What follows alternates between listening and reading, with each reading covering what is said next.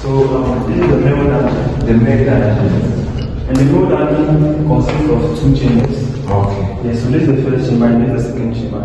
And each chamber contains 100 slaves. 100. Yes. And this 100. Yeah. Let me measure.